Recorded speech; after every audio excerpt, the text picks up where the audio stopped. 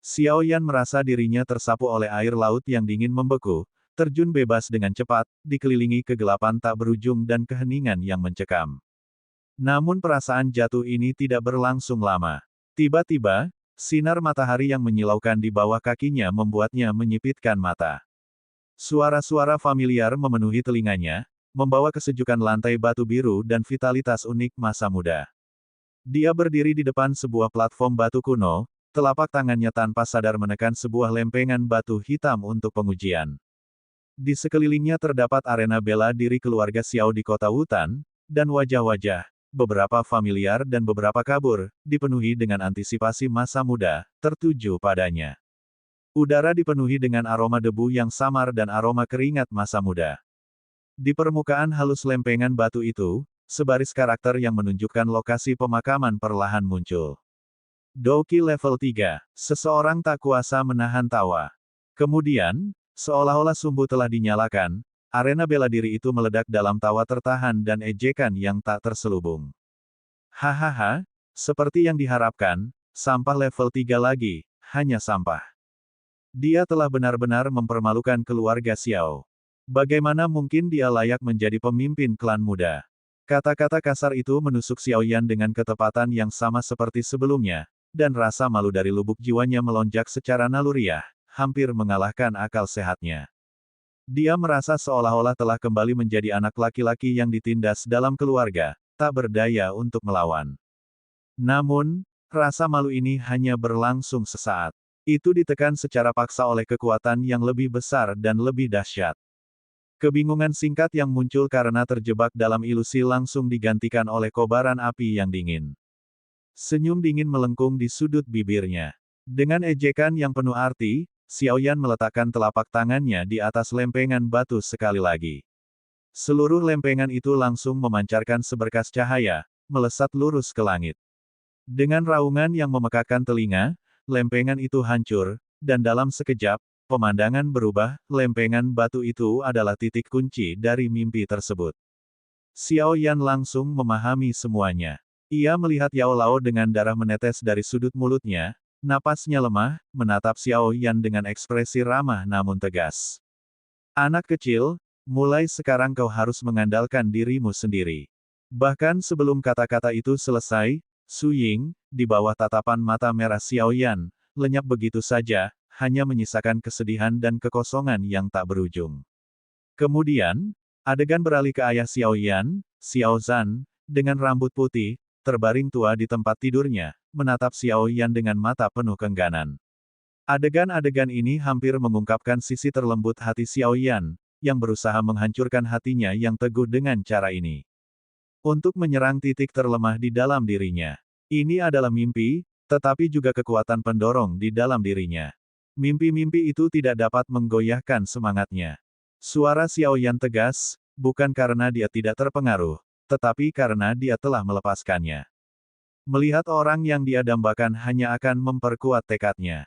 Penguasa ilusi berusaha memaksa Xiao Yan ke dalam jurang emosi, lapis demi lapis.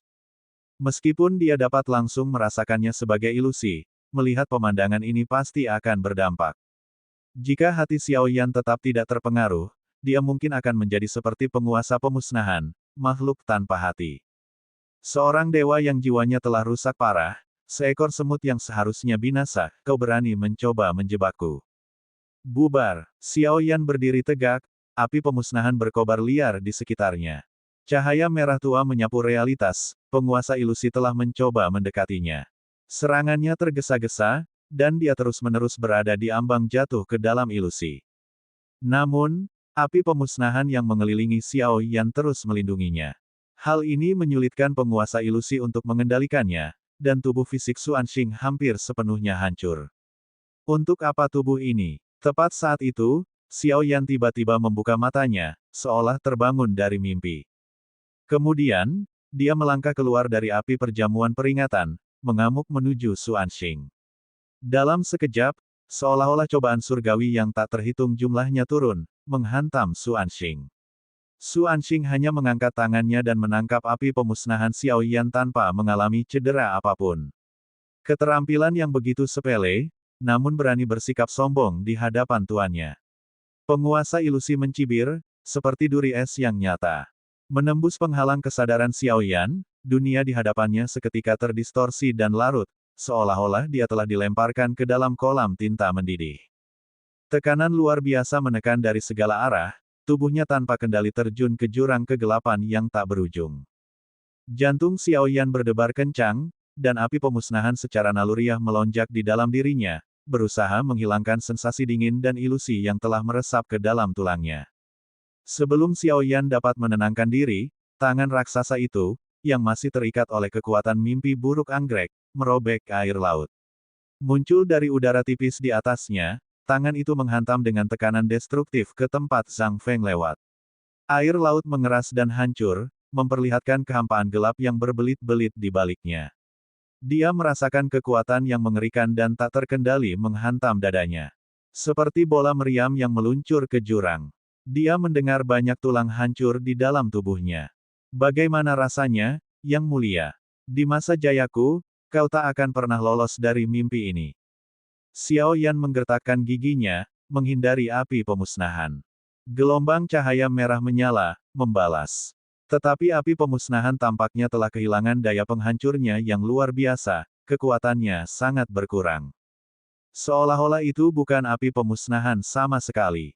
Api itu terbakar. Su Anxing menyerbu ke depan, tinjunya berdesing seperti mantra. Tinju itu menghantam Xiaoyan dengan bunyi gedebuk yang menggema, membuatnya cacat dan berlumuran darah. Apakah sakit? Sakit, sendi demi sendi. Senyum Su Anxing mengerikan dan menakutkan. Dia mencengkeram leher Xiaoyan dan menariknya dengan keras. Suara retakan tulang yang patah terdengar saat Xiaoyan kehilangan semua kekuatannya, lehernya patah menjadi dua. Napasnya lemah, pupil matanya melebar, perasaan kematian terasa sangat nyata. Dia jelas merasakan kekuatan hidupnya melemah dengan cepat. Kematian. Apakah dia benar-benar akan mati? Xiaoyan bertanya pada hatinya sendiri, namun mengapa kesadarannya begitu jernih? Dia mengerti, dia belum benar-benar terbangun dari mimpi itu. Ini masih mimpi, hanya untuk sesaat.